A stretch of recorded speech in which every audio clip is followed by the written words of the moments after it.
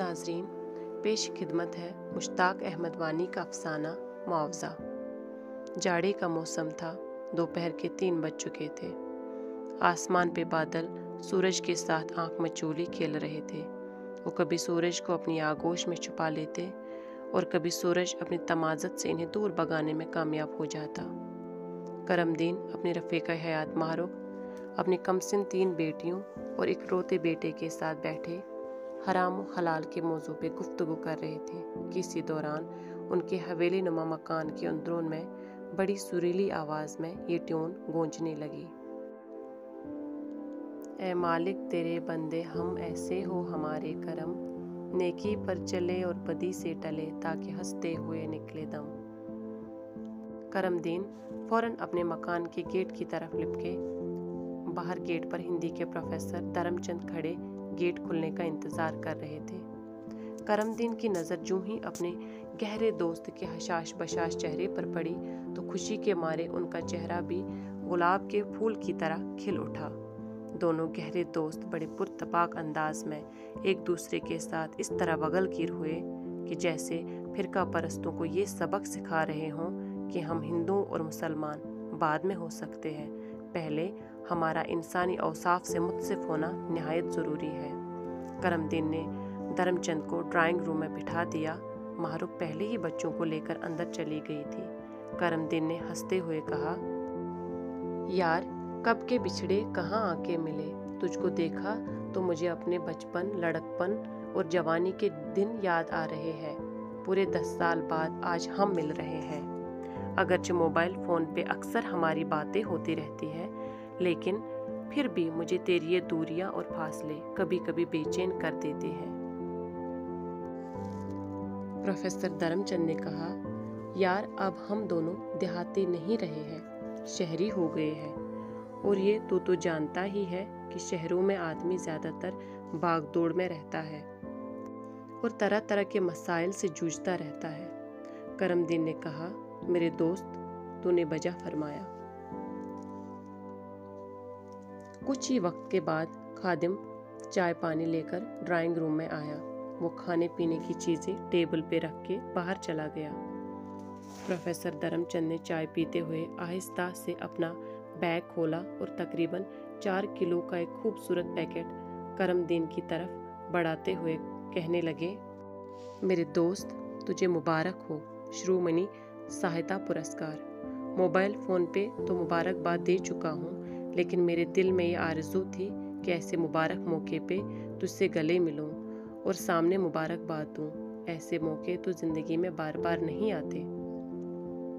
کرم دین اپنی نشست سے تھوڑے اٹھ کھڑے ہوئے اور کہنے لگے، ارے میرے دوست خیر مبارک، لیکن یہ تکلف کرنے کی کیا ضرورت تھی، لہذا تکلف برطرف۔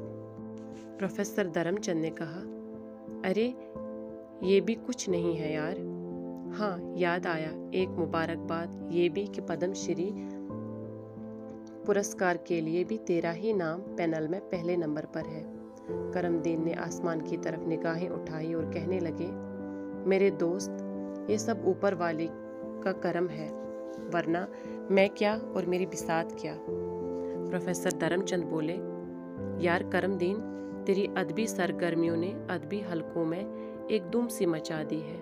تیرا ناول چال چلن نہایت دلچسپی سے پڑھا جا رہا ہے۔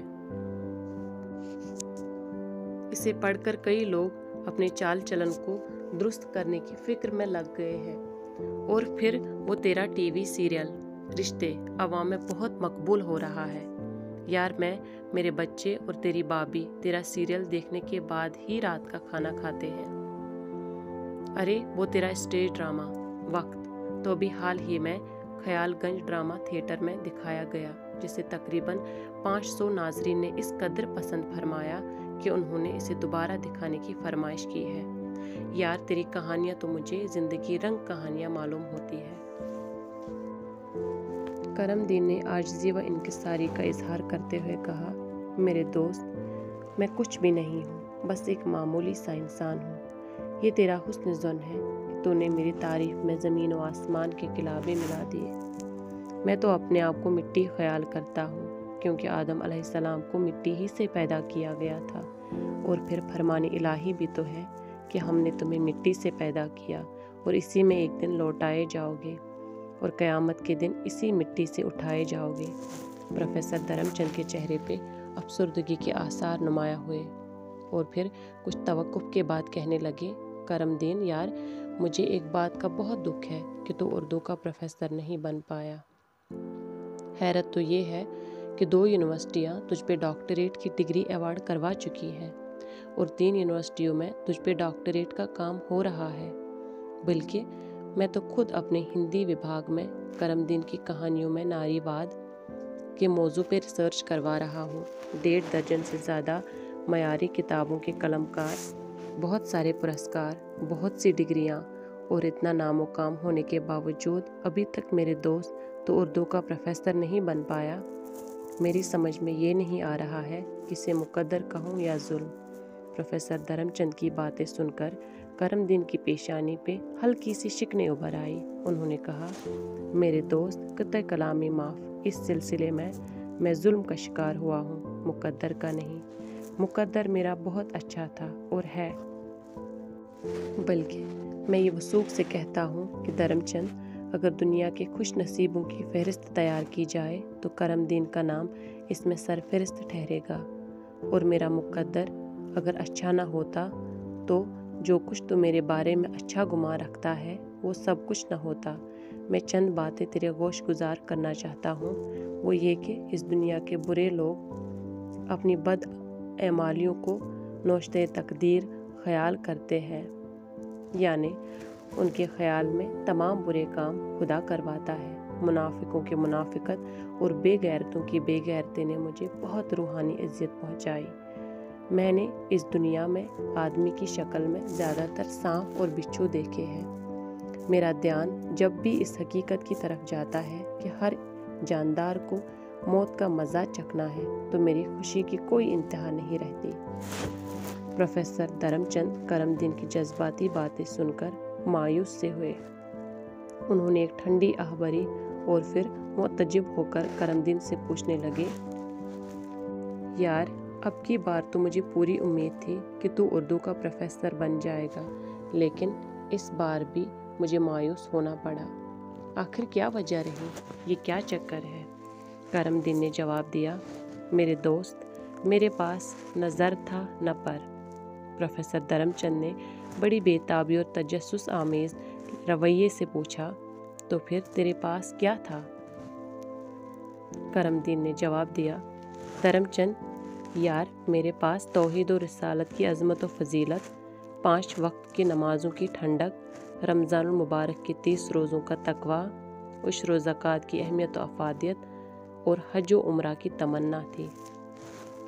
چنانچہ 2 متضاد طبیعتوں کے تصادم میں بری طرح مجھ سے میرا حق چھینا گیا۔ پروفیسر دھرم چند نے کرم دین کو سجاوا دینا چاہا۔ انہوں نے کہا، اردو سے بہتر تھا کہ تو ہندی یا سائنس کی طرف گیا ہوتا تو ضرور پروفیسر بن گیا ہوتا۔ کرم دین نے کہا، یار، اردو کے جراثیم فطری طور پر بچپن ہی سے میرے رگ و ریشے میں رچ بس گئے تھے۔ یہی وجہ تھی کہ میں آگے چل کر اردو سے بہت زیادہ مانوس ہوا۔ کرم دین کا 9 سال کا بیٹا گل مہک پروفیسر دھرم چند اور اپنے باپ کی گفتگو کو بغور سن رہا تھا۔ اس نے بڑی معصومیت سے پوچھا، پاپا، کیا جنت میں بھی شعبہ اردو قائم کیا گیا ہوگا؟ اس دنیا میں تو آپ کو آپ کا حق نہیں ملا، آخرت میں ملنے کی کوئی امید ہے؟ کرم دین نے اپنے بیٹے کا حیرت انگیز سوال سنا تو ان کا دل دک سے رہ گیا، بالکل خاموش رہے، جیسے ان کی زبان تالو کے ساتھ چپک گئی ہو۔ لمحہ بھر کے لیے ان کے ذہن میں عالم برزخ، منکر نکیر، روز محشر، میزان عمل، اعمال نامہ، پل صراط، جہنم اور جنت کے مناظر گم گئے۔ وہ اپنے لاڈلے بیٹے کے سوال کا جواب نہیں دے پایا، سوائے اس کے کہ ان کی آنکھوں سے گرم گرم آنسو بہنے لگے۔